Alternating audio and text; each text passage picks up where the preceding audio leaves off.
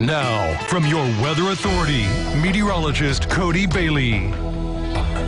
It was a very windy and gusty day. We had, of course, some of that damage that you saw earlier in the newscast with power outages this morning as well. Thankfully, though, the winds calming down as we go deeper into the evening and actually kind of flipping the script for the back half of the weekend with more sunshine tomorrow and calm conditions as well, and holding on to those mild temperatures for the next couple of days as well. We'll touch on tomorrow's forecast, but before we get to tomorrow, don't forget tonight to turn those clocks back 1 hour. Daylight saving time comes to an end, of course, officially at 2 o'clock. But before you go to bed, you may want to set those clocks backwards 1 hour. Also, this is a good opportunity to test your smoke alarms, your carbon monoxide detectors, weather radios as well. If you need to replace those batteries, might be a good chance to do so. And of course, the other side of it, which a lot of times people aren't a fan of, is that earlier sunset. Tomorrow night, we'll go back an hour. So now that sunset tomorrow evening, 4:46 p.m. So definitely a sign of the times, not so much with our temperatures as we get back above average and staying there for a good portion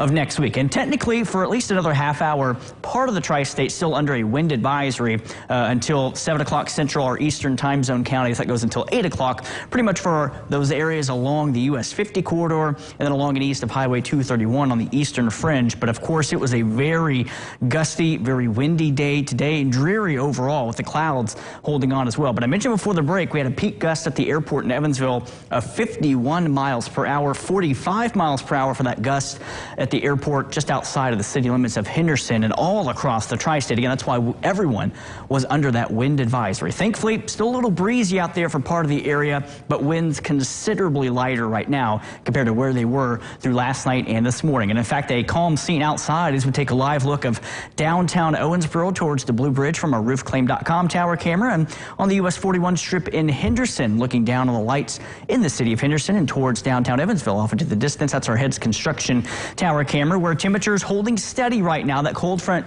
moving through, that cooler air filtering in, and the drier air as well. That's what's going to push out not just the rain showers, but the clouds. So we should stay mostly clear tonight. 61 at the airport, 60 Henderson and Morganfield. Cooler, though, across the Wabash, 57 already in Carmi. Fairfield coming in at 56. And we'll continue this fall through the 50s and eventually into the mid to upper 40s to around 50 degrees by daybreak tomorrow morning for that overnight low temperature. But here is a look at live first warning Doppler radar.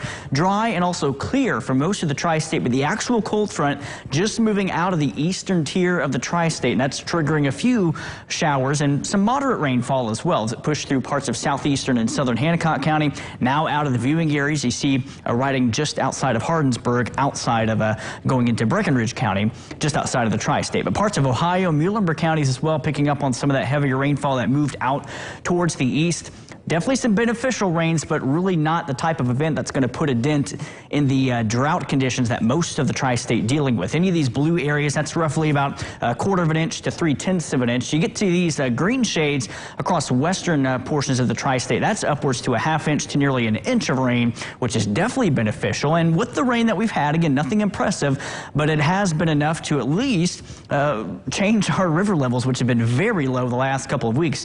All of the tri-state river locations having a crest of some sort, at least nothing impressive, but between tonight and Monday morning, some crests in the forecast for area rivers. But no rain in the near future. We're going to be staying dry and mostly clear for tomorrow. High temperatures upper 60s to around 70 degrees. Breezy, but nowhere near as windy as what we had outside today. And again, we stay dry through the first part of next week. The next system looks to come into the area by Thursday night, early Friday. That is going to give us a pretty decent shot of some cooler air, maybe some rain, but definitely a big cool down on the way. But tonight, temperatures again in the mid to upper 40s to close to 50 degrees. And then we stay warm through most of next week.